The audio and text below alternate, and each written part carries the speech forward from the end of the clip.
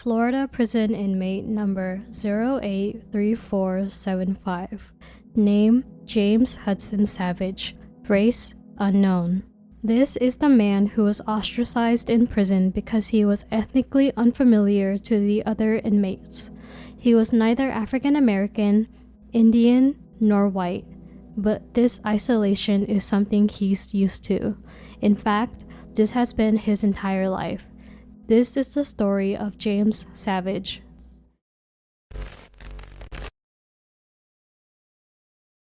His story begins with a young teenage girl named Beverly Moore Wyman. She grew up in Swan Hill, Australia, a city in northwest Victoria. She was a Yorta Yorta Aboriginal, a tribe that mostly inhabits the Goulburn and Murray River areas, both of which are northeast of Victoria. Beverly fell in love with a boy and was eventually pregnant at the young age of 14. After deciding to keep the baby, she gave birth to a healthy baby boy on January 31st, 1963, in Fitzroy North Home for Unwed Mothers. She named him Russell. But before she could cherish her time with her baby, Russell Moore was quickly snatched away. An officer from the Aboriginal Welfare Board allegedly made threats that she, a 14-year-old girl, would be prosecuted for adultery if she did not give away her son since she had him out of wedlock. Fearing the worst, she ultimately decided to give her son up for adoption as a part of the Stolen Generations program. The Stolen Generation was a period in Australia during which children of Aboriginal and Torres Strait Islander descent were forcibly removed from their families and communities via government policies. They were under the assumption that by assimilating First Nation children into white society, their lives would improve, that they were providing a rite of passage to a brighter future. Beginning as a state-by-state process in the mid-1800s, this policy was then federally established in the government by the 1900s. Within a century, thousands of children had been separated from their communities. Over 480 institutions were built for the purpose of disassimilation. In an interview with a descendant of a Stolen Generation survivor, her father was plucked from their front yard by the police at the age of 1.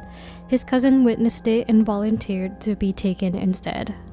In another story, a 10-year-old boy was taken from his family and sent to the Chinchilla Aboriginal Boys Training Home. All of his possessions were removed, including his name, and was told that he had to become, quote, white.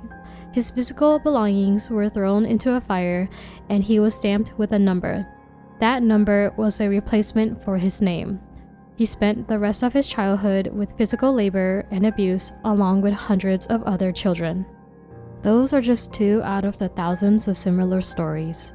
In a 2018 survey conducted by the AIHW, there are over 17,000 survivors. Today, that number has skyrocketed to 33,600.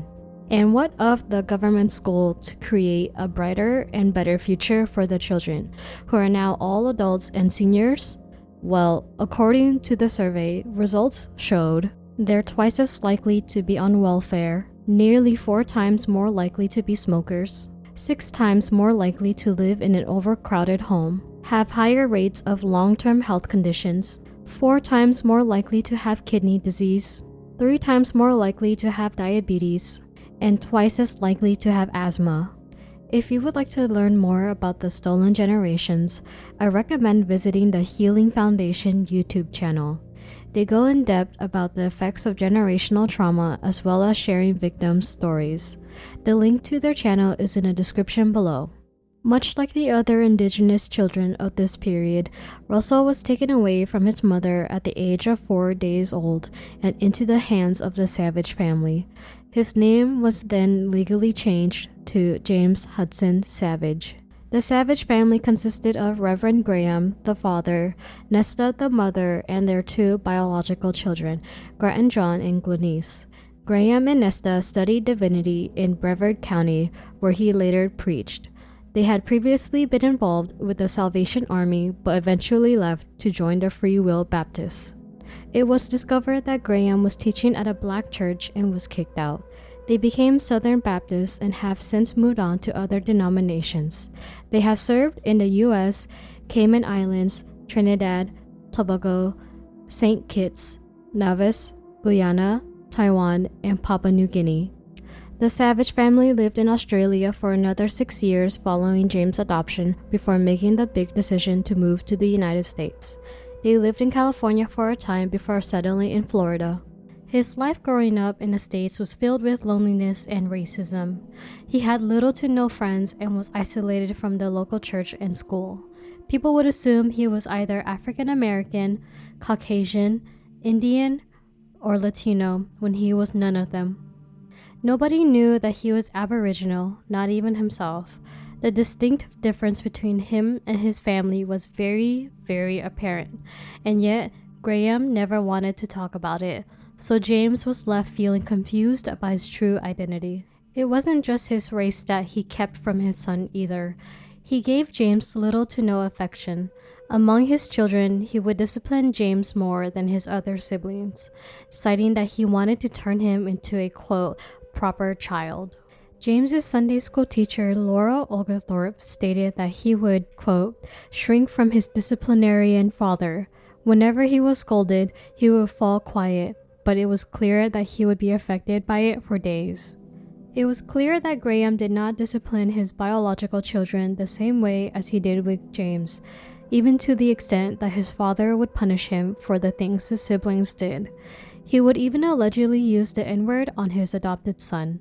There was an instance in Norangarup, Washington, where the Noongar Aboriginal people, who were local in the area, recall seeing the Savage family in town for a time. They remembered them as the family with a well-dressed black boy with white parents who would always smack him. As for his mother, Nesta, James described her as an okay mother, never intervening, possibly out of fear of her husband. The stress of dealing with the abuse, isolation, and loss of identity led him to try drugs and alcohol at the age of 11. By the age of 15, he was in and out of jail for petty felonies and misdemeanors. The way his family handled this was by sending him to a Christian ranch, which did nothing to improve his criminal behavior. Hall Wooten, a judge and royal commissioner, stated to news.com.au, while still a small child, he had the additional stress of being transplanted into a different but also racist community in the United States. By the time he was 18, he drifted alone to Brevard County. He frequently visited Christ is the Answer Church during the day and would spend his nights sleeping in bushes or on the streets while visiting a soup kitchen called the Daily Bread. In 1983, his adopted family made another big decision to move back to Australia, but this time without James. Their reason was that they did not have any form of contact with him, nor could they locate him. However, that may not have been the case, as after they left, Graham sent James a parcel filled with documents, some of which included a passport and various other paperwork that had the name Russell Moore Wyman, his birth name. At the time, he had no idea why his father gave him the documents. Thus, that was how he figured out his real name. After his family had left him to fend for himself, he fell further into a life of crime. His crimes became increasingly violent, including theft and carjackings. A few years following his abandonment, he was in a maximum security state prison at Stark and was sentenced to 3 years in prison for an unknown crime. However, in 1987, Florida State released 6,800 convicted felons to free up space, and among those was James. He had 7 months left to serve, but they cut 233 days from his sentence. Thus, on October 26, 1988, he was released from prison with $100 and a bus ticket to Melbourne, Florida. He occasionally stayed at a local doll's house called Colonial, but spent most of his nights sleeping under a bridge. But there was an epidemic happening at the same time. Crack cocaine was becoming a major problem in the southern United States cities in the early 80s. It found its origins in Miami, Florida, where Caribbean immigrants introduced crack cocaine to teens. It was then produced and distributed on the streets.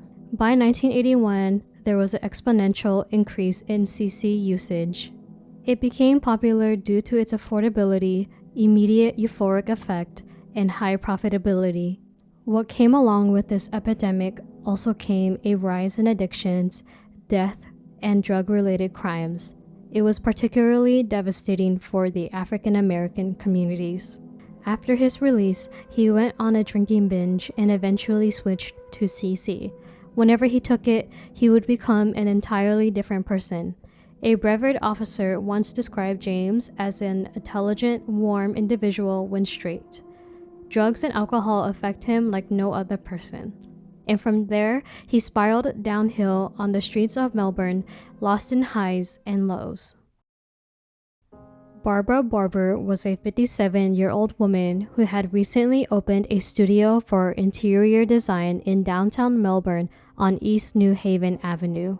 She was a wealthy divorcee and a former debutante, which is a young woman from an upper-class family who reached maturity and presented to society at a formal debut. Described as creative and hardworking, Barber was considered a busybody who was working assignment to assignment in her gold Volvo. Despite her busy schedule, she always made time for her friends and family. She was a member of the American Society of Interior Design, having previously decorated the home of Bill Nelson, the current head of NASA. She had also renovated the home of a publisher of Florida Today, Frank Vega. It wasn't just herself who worked at her studio either. Her daughter, Ginger Nash, worked with her on projects, as well as one of her sons, Curtis Barber, who is a design engineer. Around the 80s, downtown Melbourne was being restructured. From a place where drug addicts, criminals, and sex workers occupied the streets, turned into a boutique shopping village with palm trees and shops. On one street, you would see a high-end clothing store, and one turn later, you'll see a soup kitchen. One in particular was the Daily Bread, the same exact one that James frequented.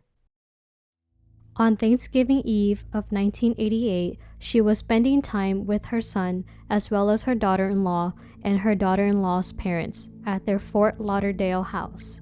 And that evening, she returned to her studio to finish an assignment before the holidays. She was noted to have been in high spirits that night, despite having to work late into the hours on a project. While working, her friend and her friend's daughter had stopped by to say hi. While chatting, her friend's daughter decided to stay in the car. It was then she noticed two transient men loitering around the area and felt uncomfortable. Following that, her friend and her friend's daughter left. And that was the last time Barber was last seen alive by her loved ones. When she did not show up to the Thanksgiving dinner, her family was concerned as it was unusual for her to skip anything on her itinerary. They checked her home, but she wasn't there. They phoned the friend who saw her that night and recounted that she had seen her the night prior at her studio. Also worried, her friend went back to her studio. As she was parking in the lot at the rear end of the building, that's when she noticed a purse with its contents sprawled across the ground. It didn't take her long to recognize that it was Barber's. Near the purse was her body, lying on the ground. Her clothes were partially removed with a semi-transparent electrical cord around her neck. She was no longer breathing, and fire ants had already gotten to her first. Not only that, but she was also sexually assaulted. It was later revealed that she was strangled with the cord, followed by bare hands. Some of her possessions were taken from her as well, including her designer watch, gold jewelry, and cash. Upon closer inspection, she asphyxiated by having underwear shoved down her throat, which is just terrible to think about. This charismatic, brilliant, hardworking woman was taken away so violently. On the same day, the police interviewed two transient men if they knew anything about the murder, to which one of them stated that there was a man who matched James' description who had tried to sell him gold jewelry. By 6 p.m. on the same day, they were able to track James down and interview him. They noticed that he had scratches all over his face, along with swollen knuckles and blood on his shoes. His initial story was that he was in a fight with one of the men that they spoke to earlier. When the police wasn't buying his story, he then changed it to admitting that he did punch Barbara before stealing $80 from her purse, but that another man strangled her to death. After the interview, he was released only to be in police custody the following day for an unrelated parole violation, where he's told that he was going to be arrested for the murder. That was when he confessed to killing Barbara. He still denied having sexually assaulted her and later claimed that he was influenced by crack cocaine. Despite this claim, he was eventually charged with murder, robbery, and sexual battery. Once news broke out that a man of unknown origins was charged with Barbara's murder, an Australian lawyer, who also happens to be an Aboriginal rights activist, recognized James's features. He dug deeper into his background, which eventually led to 1988, where he found James's biological mother, Wyman, who was living in Victoria at the time. Soon after Wyman gave birth to James, she married his father. They had another son, but they too had to give him away. As if things couldn't get worse for her, her husband later died in a car accident. And in 1982, her father, James's grandfather, died while in police custody for having an unspecified $10 fine. Up until now, she lived a life of tragedy, having everything taken away from her without having the opportunity to say goodbye. And she's about to hear that her first son is going away for life with the possibility of getting the death sentence. Wyman went on television to spread more awareness of her son's trial. Once she told his story, that was when the newsletter Florida Today would describe what occurred next as, quote, a pre-trial circus. Hundreds of supporters came to James's side. Many Australian Aboriginal activists opposed the death penalty and fought for James to serve his time in Australia rather than the States. While there was no doubt that most people agreed that he committed the murder, there was so much debate in the newspaper on where he should serve his time. Activists thought that he deserved the basic human right to serve time in his home country rather than in a foreign land, whereas other people believed that he should serve time in the United States since that was where the crime was committed. Funded by the Australian government, Terry Malone, an Aboriginal legal service lawyer, and James's biological family flew to the US to watch the trial take place. His biological mother was also one of those people. His adoptive family came as well and sat a few rows behind Wyman. So, two things to note before getting into the sentencing phase of the trial. The first is that, at the time, Florida was known for being a, quote, southern racist state. So it was going to be challenging for the defense team to get the general public to sympathize with James. Nevertheless, the jury. To help with this, his defense lawyer, George Turner, requested that they use his birth name, Russell Moore, as people may perceive him as a, quote, uncivilized primitive due to his legal surname, Savage, to which the judge allowed. And the second thing to note is that the judge, Judge Lawrence Johnston, was Barbara's friend. In fact, she contributed to his election to become a judge. There was no doubt that this may be a losing battle for James with that bias alone. One of the arguments that Turner brought up was the influence of drugs and alcohol. If you can recall from James's confession, he stated that he had used CC and was drunk at the time of the murder. The fact that drugs were used meant that his sentencing could be reduced to second-degree murder with a maximum term of life imprisonment. However, there was no evidence to prove how much he consumed before or during the time of the murder. Psychiatrists diagnosed James with schizoid personality disorder and that he had the mental age of 14. His defense attempted to bring up the history of the Australian Aboriginals, but the judge had ruled against it as he believed it did not pertain to the case. They were allowed to bring up James's upbringing as a possible influence that would lead him to becoming a murderer. Graham Savage was called up to the stand as a prosecution witness to refute the abuse allegations, and while on the stand, He was adamant that his actions towards his adopted son did not create the person he is today. Ultimately, the jury voted 11-1 for life in prison. However, just a month later, on January 23, 1990, the judge rejected the jury vote and sentenced him to death. Prior to the jury vote, Judge Johnston received over 300 letters to impose the death sentence, but he denied that influenced the rejection. He stated that despite drugs and alcohol consumption being a possible influence, it is a personal choice to consume them in the first place. He also concluded his findings by saying that not all interracial adoptions are doomed for failure. The murder of Barber was so heinous and atrocious that it outweighed any sort of leniency from the defense. Therefore, he chose to reject the life sentence. While Barber's family was happy with the sentence, many Aboriginal activists, including his mother, were outraged. Soon after, activists came together to fund James's appeal. In the first appeal submitted in 1990, it brought up that to understand his diagnosis and background, one must first know about the history of Australian First Nations and how they were refrained from their basic human right to their identity in the Stolen Generations program. His schizoid personality disorder is reflective of his inability to connect with others, which was caused by enduring nearly a quarter of a century not knowing his identity or his origins. On top of that, he was isolated and exposed to racism at a young age. It wasn't just the racist community that isolated him, but his family as well, with his father refusing to even tell him anything about himself. It's allegedly apparent that his father treated him differently compared to his siblings. Wyman said it best, referring to his adopted family, quote, "Do you know his nickname? They called him Redacted," referring to the N-word. Continuing the quote, "He wasn't born a savage, he turned into one."